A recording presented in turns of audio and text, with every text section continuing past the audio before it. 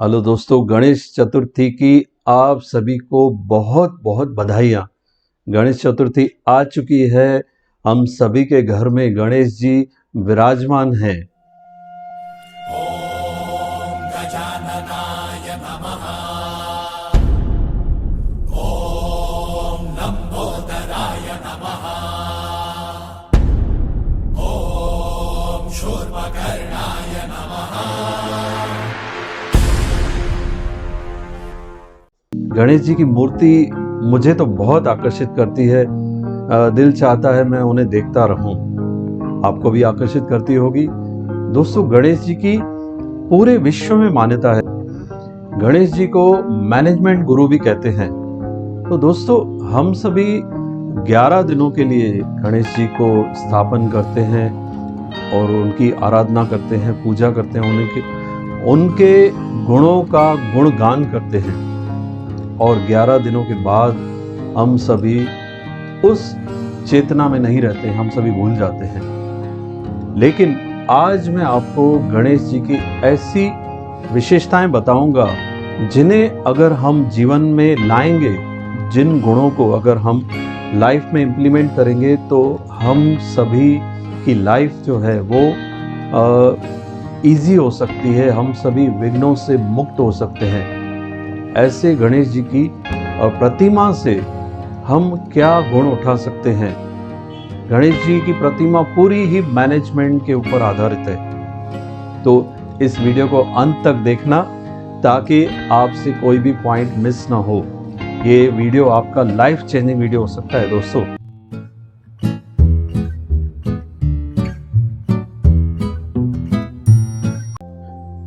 तो दोस्तों, शुरू करते हैं। सबसे पहले है गणेश जी का सर। गणेश जी का सर बहुत ही विशाल है, बड़ा है। तो बड़ा सिर हमें यह सिखाता है कि हमारी हर सोच बड़ी होनी चाहिए। हम अगर बड़ा सोचेंगे तो बड़ा काम करेंगे।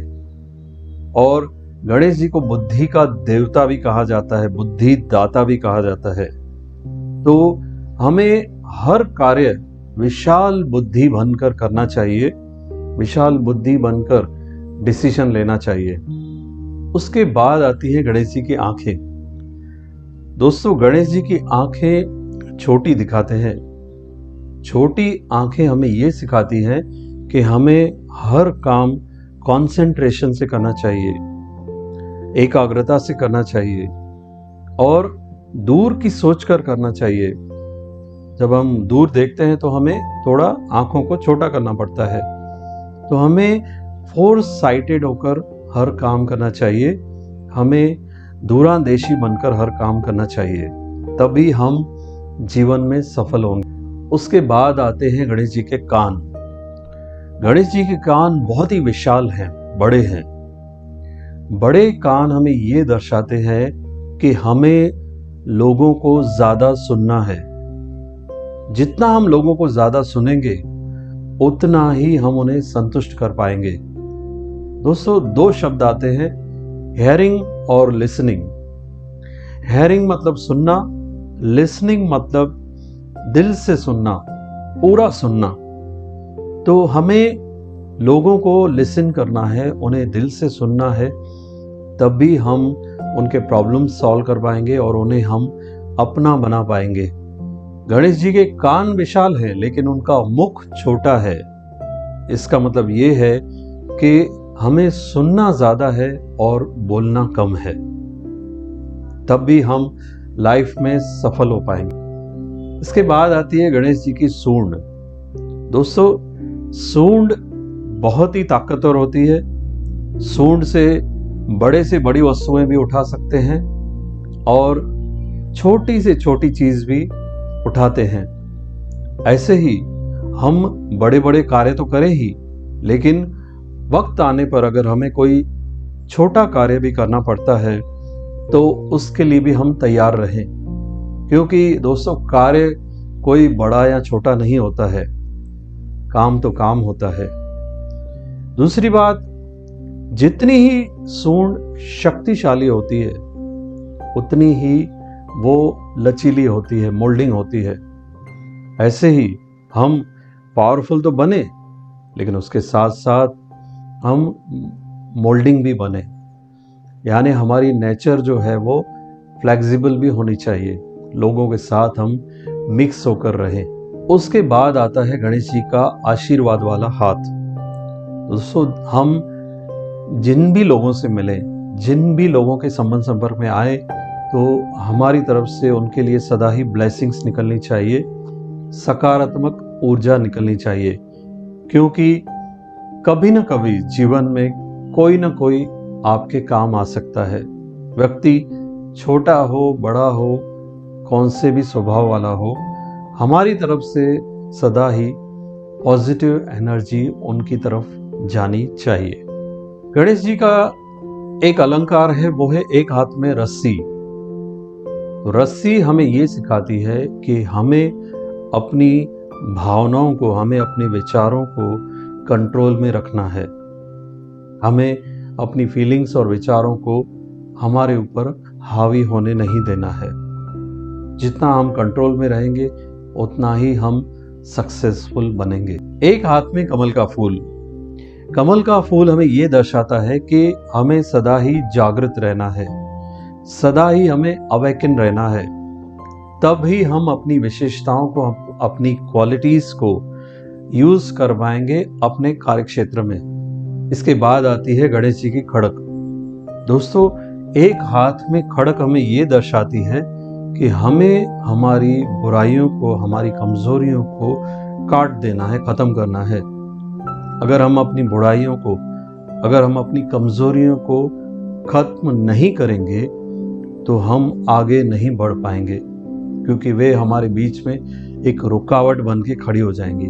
उसके बाद आता है गणेश जी का एक पांव जमीन पर रहता है और एक पांव जमीन से ऊपर रहता है।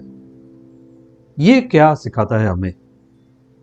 ये हमें ये सिखाता है कि हमें दुनिया से तो जुड़कर रहना है, व्यवहार तो करना ही है सारा दिन, लेकिन एक समय ऐसा भी निकालना है जब आप दुनिया से अलग होकर ऊपर उठकर बैठ सके, अपने आप पर ध्यान दे सके, अपने आप को इम्प्रूव करने के लिए, सेल्फ रियलाइजेशन के लिए, अपने क्वालिटीज को ऊपर उठाने के लिए, क्वालिटीज को शाइन करने के लिए ध्यान दे सके। अगर आपने पूरा ही समय दुनिया को दे दिया तो फिर अपने लिए आपके पास कोई समय नहीं रहेगा, तो उसे हम सफल व्यक्ति नहीं कह सकते। सक्सेस का यही मंत्र है कि आपको बैलेंस लाइफ बनानी है, आपको दुनिया को भी टाइम देना है और अपने आप को भी टाइम देना है, तभी आप एक सक्सेसफुल व्यक्ति कहला सकते हैं। गणेश जी का बड़ा पेट।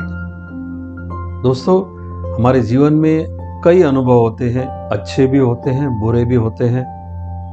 अगर हमारी नेचर ऐसी है कि हम बुरे अनुभवों को ही चिंतन में लाते रहेंगे, दोहराते रहेंगे, तो फिर हमारे कॉन्शियसनेस की शक्ति जो है वो कम हो जाएगी, एनर्जी हमारी डाउन हो जाएगी, तो हम अपने कार्यों को अच्छी तरह निभा नहीं पाएंगे। इसीलिए उनको संभालें, उनको बार बार अपने चित्त पे न लाएं, तो ही हम सफल व्यक्ति बन पाएंगे, तो ही हम अपनी शक्ति को, अपनी एनर्जी को पॉजिटिवली यूज कर पाएंगे अपने कार्य क्षेत्र पर।